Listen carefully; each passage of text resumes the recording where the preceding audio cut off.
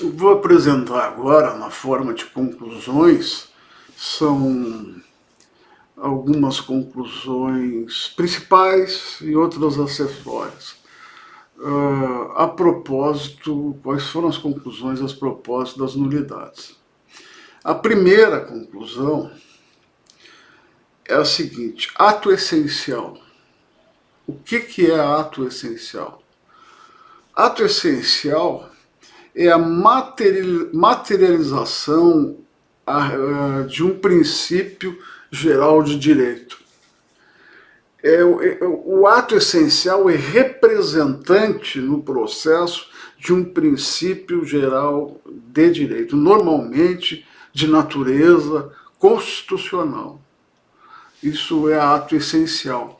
E ato essencial também é aquele que é potencialmente capaz de influir na apuração da verdade ou na decisão final da causa, da sentença.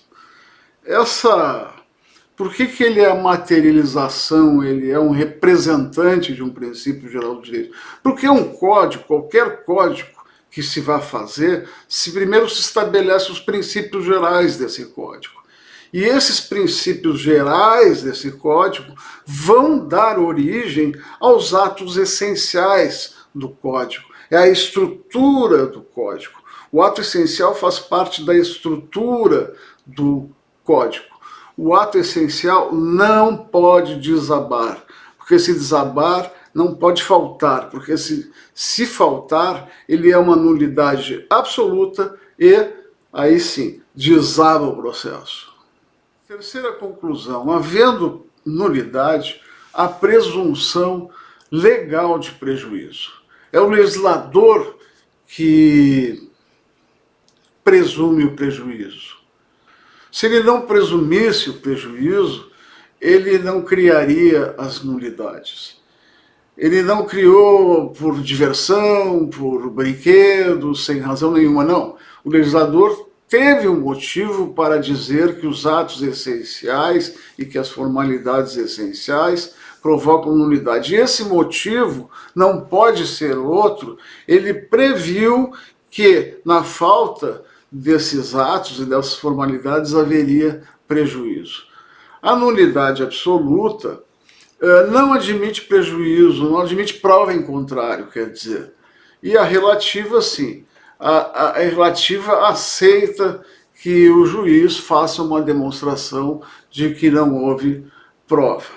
O entendimento de uns anos para cá de que a nulidade absoluta, mesmo nas nulidades absolutas, é necessário provar o prejuízo, esse entendimento é equivocado, muito equivocado, porque ele compromete o futuro do processo e compromete totalmente o significado do processo com garantia individual, pois são as nulidades que contêm, que protegem as garantias do acusado no curso do processo. Sem nulidades, tendo que provar o prejuízo nas nulidades, é o mesmo que dizer sem nulidades, porque esse prejuízo é muito difícil de ser provado, né?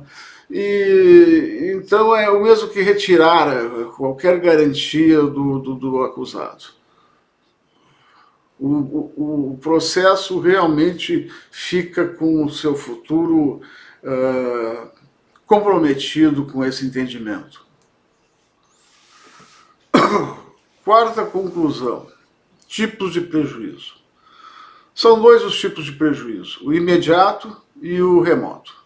A tipicidade do ato possui uma determinada finalidade. Se está ausente essa tipicidade do ato, a finalidade não se realiza.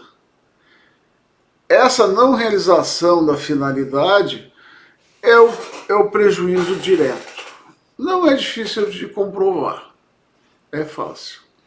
O prejuízo indireto ou prejuízo remoto é o que se origina da não realização da finalidade. Se estiver na fase instrutória o processo, o prejuízo remoto é a perda de quantidade ou de qualidade do acervo probatório, da prova. O prejuízo vai se dar na prova. Se estiver na fase recursal, vai variar de acordo com o ato, mas se estiver na fase recursal, geralmente o prejuízo se dá em relação às decisões, à qualidade dessas decisões. O prejuízo se dá em relação à imparcialidade dessas decisões. É necessário saber da existência desses dois prejuízos, porque se fala tanto em prejuízo, mas nunca ninguém explorou que prejuízos são esses. Pois bem, os prejuízos são esses, o direto e o remoto. Quinta conclusão: nulidade e presunção de prejuízo. Havendo nulidade, o prejuízo é presumido. O prejuízo faz parte integrante da nulidade. Ele é um requisito de existência da nulidade. A nulidade já vem com o prejuízo.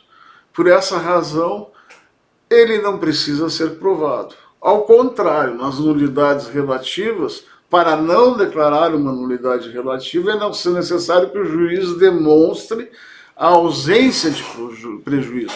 Isso vai descaracterizar a nulidade. Não vai existir a nulidade. Sem prejuízo, a nulidade não existe. Sexta conclusão: vamos traduzir corretamente a expressão par nullité sans grief. Vamos traduzir ela de forma correta. Qual é a tradução? Não há nulidade sem prejuízo. Essa é a tradução. Não precisa esticar, não pode esticar. Porque se esticar e se inventar, vai dar. Só não deve ser declarada a nulidade caso seja demonstrado prejuízo. Isso não é tradução. Ela disse: não há nulidade sem prejuízo. Ou seja, o prejuízo existe junto com a nulidade. A nulidade está no prejuízo. Esse é o significado dessa expressão. Essa é a correta tradução. Sétima conclusão: o ônus da prova da inexistência de prejuízo. O ônus da prova da demonstração da ausência de prejuízo é de quem autorizou, quem permitiu que faltasse o ato ou a formalidade essencial no processo. De quem deve zelar pela efetividade do devido processo. É quem anuiu com a tipicidade processual. O ônus da demonstração da ausência de prejuízo nas nulidades relativas é do juiz. Oitava conclusão: conceito de nulidade. A nulidade pode ser conceituada do ponto de vista externo ou interno, do ponto de vista do procedimento, do processo como procedimento, como atos processuais, como do ponto de vista interno, ou seja, o processo como uma relação jurídica. Do ponto de vista externo, a nulidade é a atipicidade processual derivada ou da falta de ato essencial ou da falta de formalidade essencial que acarreta na presunção de prejuízo para a parte. Do ponto de vista interno, nulidade é a falta ou a invalidade. Falta é a nulidade absoluta, invalidade é relativa, de uma relação jurídica essencial do processo, com o consequente prejuízo provocado pela não realização do direito contido nesta relação jurídica Por quê? Porque esse direito carrega um interesse, todo direito carrega um interesse. Não se realiza esse interesse. Esse é o prejuízo. Pois é, a gente viu as principais conclusões, 8 ao todo. Há outras conclusões agora que não são tão importantes como as primeiras 8, mas que também têm importância. Primeiro, a nulidade enquanto uma sanção. A nulidade, no que diz respeito à sua natureza, é uma sanção. Ela é a disposição da norma sancionadora. Vamos explicar isso. As normas fracionadas se dividem numa disposição e numa sanção. Exemplo. Infração que deixa vestígios. É a hipótese. Desculpe, as normas se dividem fracionadas em hipótese e uma disposição. Tá? Exame do corpo do delito. Infração que deixa vestígios. É a hipótese. A disposição é fazer exame do corpo de delito, direto ou indireto. Agora para baixo. Essa aqui agora é a norma sancionadora, aquela ali é a sancionada. Hipótese da sancionadora, não fazer exame do corpo do delito. Disposição, nulidade.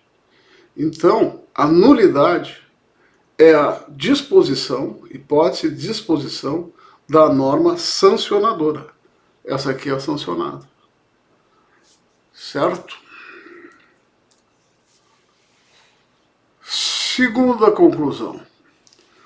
Planos de existência e validade e eficácia. No que diz respeito aos efeitos da nulidade, é indiferente se o ato nulo existe ou não existe. Porque o ato inexistente existe também, sob certo ponto de vista. Existe enquanto um ato que não existe. Então essa é uma discussão acadêmica. O que importa é o seguinte: o ato nulo é inválido, é nulo, é inválido, mas é eficaz enquanto não declarada judicialmente a nulidade. Terceira conclusão. Efeitos do reconhecimento judicial da nulidade. O reconhecimento judicial da nulidade produz qual efeito? O efeito de desconstituir a eficácia do ato. Declarada a nulidade, o efeito dela vai até lá quando o ato nulo foi praticado e retira a eficácia de lá para cá e para o futuro também. Esse é o efeito do reconhecimento judicial da nulidade. Quarta conclusão: diferença entre nulidades absolutas e relativas. A absoluta decorre de falta de ato essencial, a relativa é falta de formalidade essencial e ato essencial. A absoluta pode ser reconhecida em qualquer instância, mesmo contra a coisa julgada. Já a relativa, ela precisa ser alegada em momento oportuno, caso contrário, se não for alegada, incide a sanção de preclusão. Nas duas se presume o prejuízo, a nulidade absoluta não admite prova de inexistência de prejuízo, já a relativa admite essa prova. Quinta conclusão. O interesse para arguir a nulidade é dispensável. Qualquer uma das partes pode arguir nulidade, mesmo que a nulidade favoreça a outra parte. Mas o efeito da arguição, que é o de afastar a preclusão, esse efeito só incide quando a arguição é feita pela parte imediatamente interessada. Sexta e última conclusão. Influência do ato na decisão da causa e na apuração da verdade substancial. O que significa o artigo 565? Ele significa que, havendo prova de que o ato ou formalidade omitida não ter influído na apuração da verdade ou na decisão, não há nulidade. Ou seja, se há prova que ele não influiu, não há nulidade. Apenas isso. Essas são, então, as conclusões a propósito de nulidades. E se gostou desse vídeo, clica aí embaixo, YouTube, se inscreve no meu canal, porque volta e meia eu faço alguns encontros para discutir informalmente temas de processo penal. Muito obrigado.